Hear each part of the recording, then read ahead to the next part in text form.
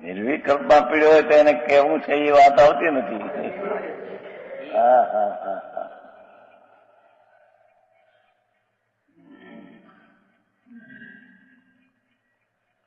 શું કહ્યું?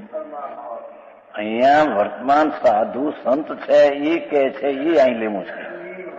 કેવડી કહેલું કહ્યું પણ કહેનાર વર્તમાન કોણ છે? હા હા, એ પણ સ્પષ્ટ કરી નાખ્યો પોતે છે.